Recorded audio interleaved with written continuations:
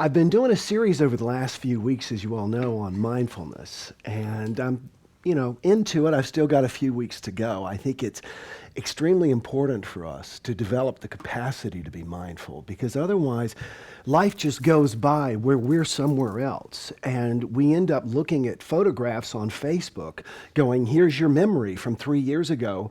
And if you're honest, you're like, I was there, but I wasn't there. My body was there. I was smiling at Disney World, but inside I was thinking about this thing at work I had to do. And that's what we tend to do so often. We're not present. We're not there. And I think it's so wonderful that I get to speak to you today on Valentine's Day, and I don't want to let that opportunity pass. So I'm going to weave that into being mindful, because who cares if you've got great relationships? Who cares if you've got somebody who loves you and understands you and looks forward to seeing you and admires you and wants to be with you? Be this your romantic partner, be it your friend, be it your child, whatever. Who cares if when you're there, you're not there? The present is a present, but only if you're present. So I was speaking in Tucson, many of you know, a few weeks ago at a conference for educators. And I particularly like to speak at this conference because they bring in, this is going to sound like I'm blowing my own horn, they bring in some of the best speakers I've ever heard. And I particularly love the speakers they bring in. And they brought this guy in, and I went to his session. It was a general session. There were 700 people watching him. And one of the things that they do is they give away copies of all the keynote speakers' books. So they'll buy 800 copies of your book when you speak. And so I went up and said, I want a copy of this guy's book. And I have been reading it, and I strongly, highly recommend the book. It's called Influencers. Influencers. It's about how to influence other people. Now, before your mind goes, it's not called Manipulators. It's not about manipulating people. In fact, one of the core concepts of influencing people is it has to be something they aspire to want to do in the very first place, or you're dealing with the wrong thing. You're not actually influencing someone, you're pushing them. So I'm reading this book, and one of the things I love about the book is the simplicity of it. Many of you all know I've started back playing the drums. I'm taking lessons now. I took lessons in the past several times, and I always thought it was something I couldn't do. You know what I mean? It was something that I just couldn't do. I couldn't quite do it. And then as I began to look at it and to study music, it's math. It's really just math. It's doing the right things at the right time in the right way. And the 5 drums and 2 cymbals that I have are the same type that Neil Peart used to play with Rush, till he had the 28 drums and everything else and the gong and all that. But I can learn it. I like to look at my life the same way. I really believe, Tim Ferriss says that he likes to hack life. I feel the same way. My job is, I think my title should be Will Bowen FSO is my title. Figure stuff out. And I do it for 2 reasons. Number 1, I really believe this is my life. Now, what comes next, I don't know. As Confucius said, don't worry about the afterlife. You haven't got this life figured out yet. So my whole thing is trying to figure out my life, honestly, so my life gets better. And there's tons of books and there's tons of resources. But the beautiful thing about what I do is I then get to distill it, teach it to other people, which makes sure that I know it even better. And they're always looking at me going, I wonder how he's doing with that. Any of you all hear what happened to my car in the parking lot the other day? I was parked during a class over here in this side parking lot, and someone backed into me. Sounds a little nice. There are pieces of their taillight embedded in my car, is how hard they hit me. Now, I needed to walk inside because it was cold and call the police, and I was very aware that everybody was looking to see what the complaint-free guy was going to do in a situation like this. So there's nothing wrong with talking about stuff that you aspire to be so that you're held accountable for it. To me, there is nothing more important in the world than my relationship with this woman right here. Nothing. Because if everything else is great and that's bad, if mama ain't happy, ain't nobody happy. And I believe that relationships serve a purpose. Relationships are, and I wrote about this in my book, Complaint-Free Relationships. We have this weird thing that draws us to people. It's a need, whether it's romantically or as friends or as supporters. We really have a need to be with other people. And yet who tends to always piss us off is other people, right? Think about almost all the problems you have in your life, and it's somebody else. If somebody else would change, you'd be okay. So in this book, Influencers, they talk about life comes down to very few things. We tend to think if we want to, like if I want to learn to be a drummer, you tend to think, well, there's thousands of things you've got to learn. No, basically, one, keep the beat. And number two, keep the beat. It's really just that simple. And yet we think there's thousands of things. There's not. There's usually one or two things.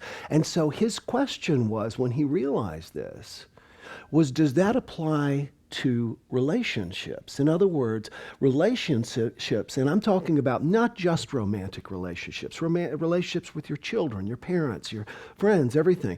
They seem like they're so complicated and they come down to all of these things. So he went to a psychiatrist, Howard Markham, and he has a thing called Howard Markham's Relationship Lab. And he has figured out that if couples can handle one thing, only one thing well, their relationship is going to continue. It's going to thrive. It's going to endure. In fact, they can watch couples, and they've done this with thousands of couples.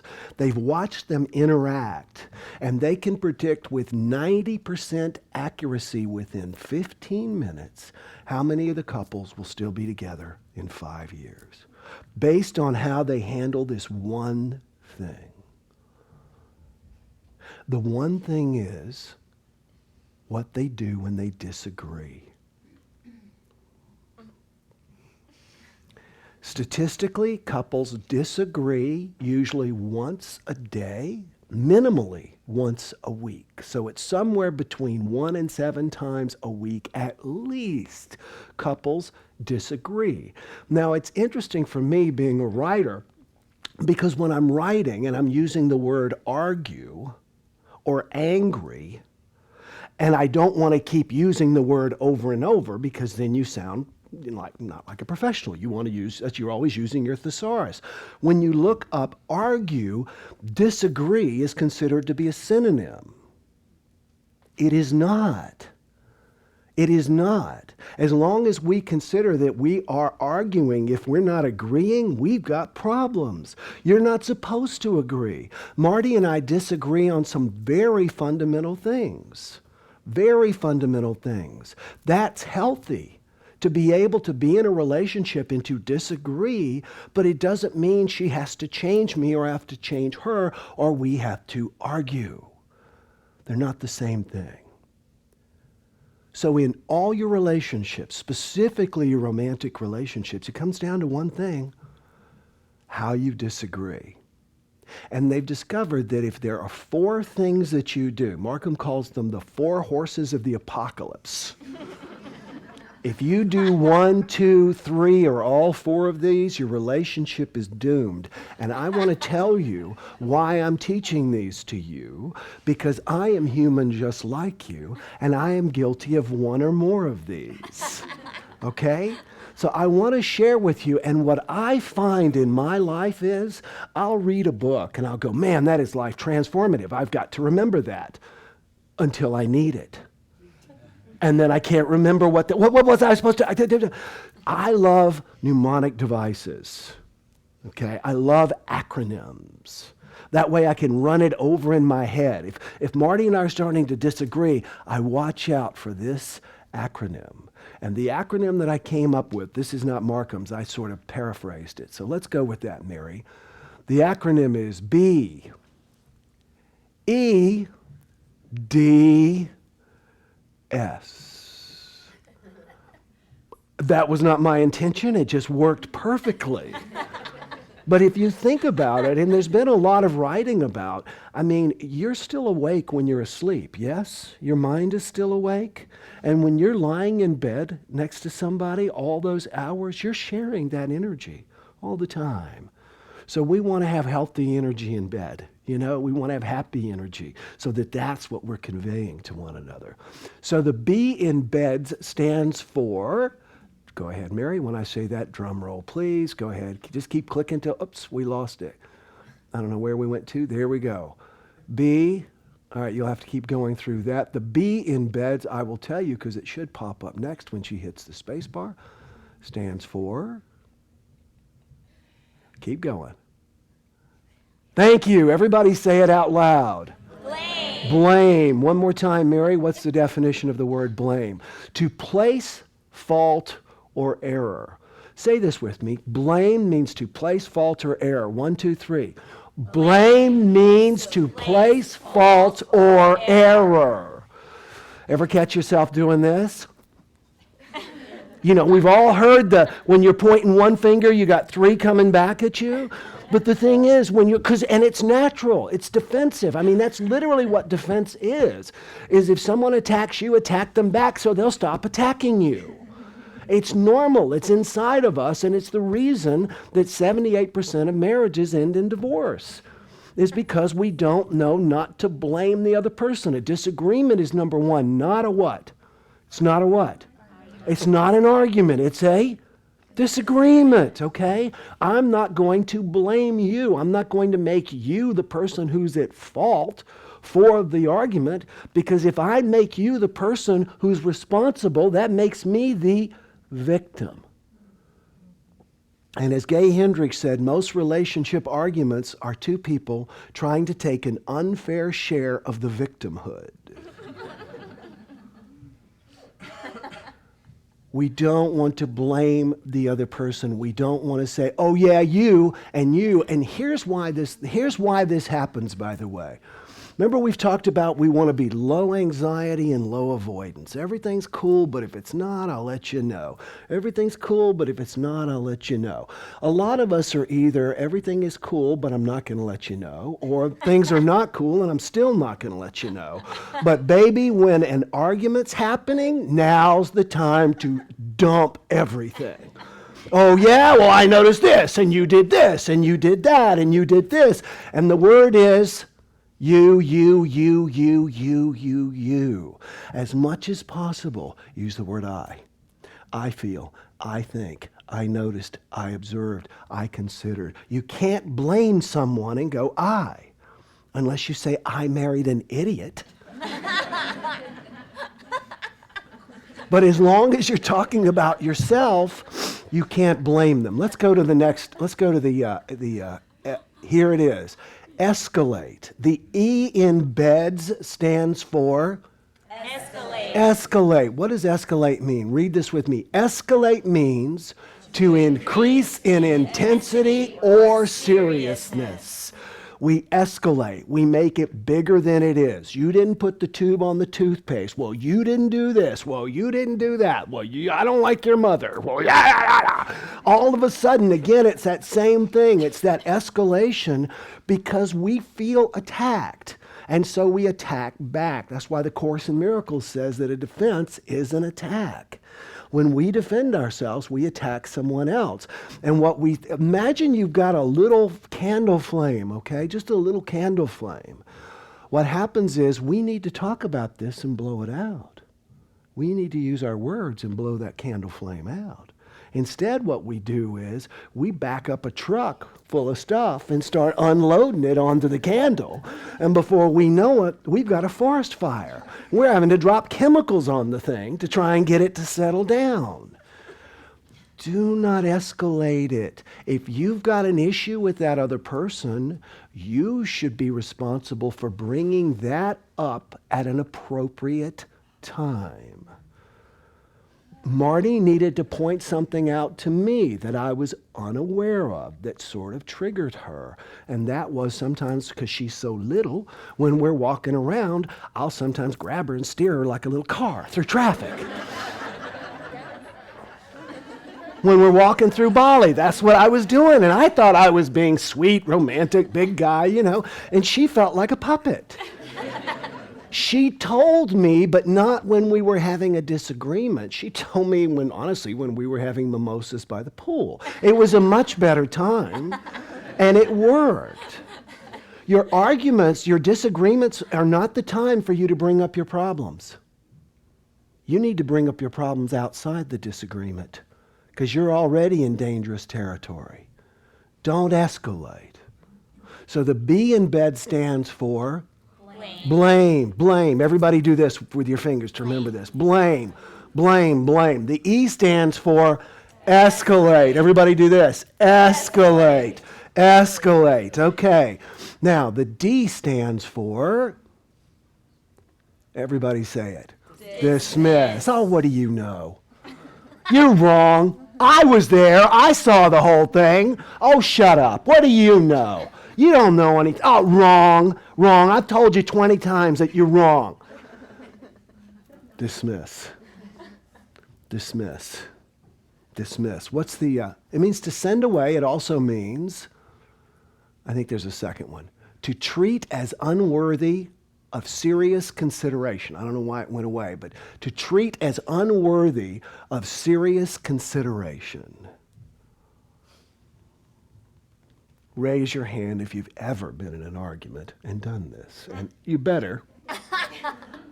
Because we always do.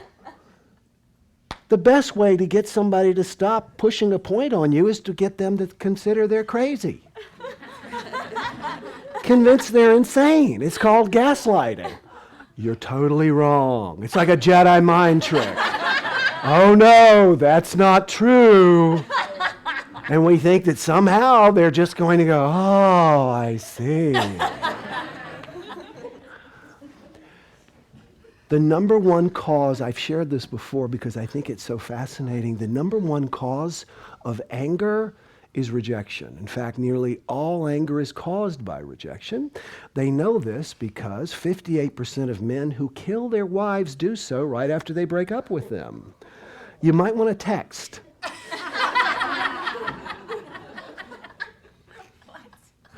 Rejection causes anger. When you dismiss somebody, you are saying, be angry with me.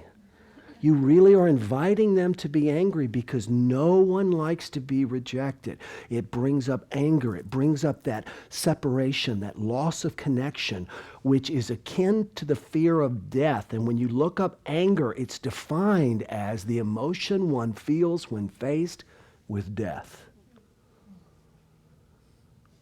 We don't want to dismiss people. We don't want to dismiss them. One of the reasons we don't want to dismiss them is they might do what the S is. Let's go to that one. And the S is split.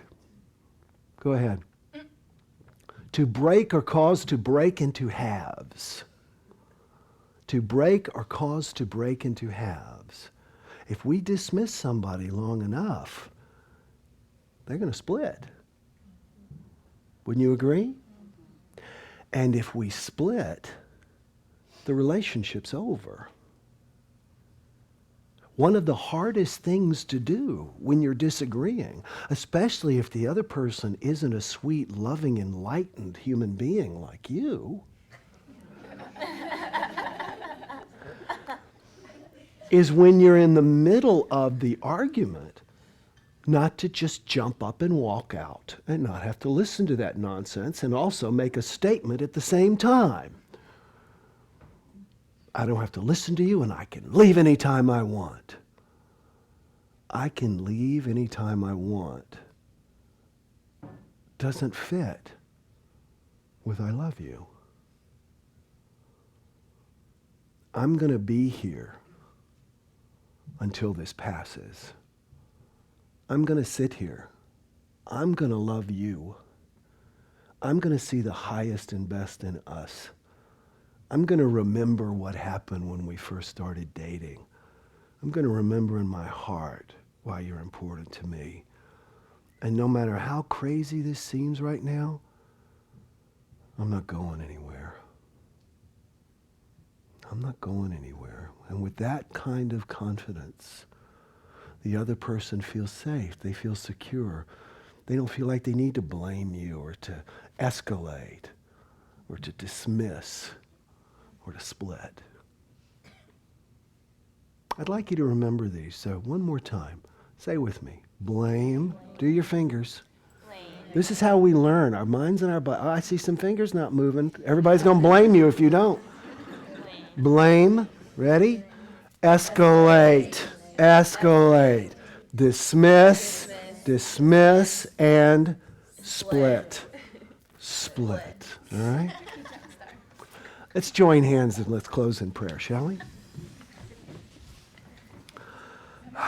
Infinite Spirit, we celebrate that there's only one of us here. One divine expression of God, serving in 7 billion plus bodies. We desire so much to connect with that God standing in front of us, standing next to us, sleeping in the bed beside us.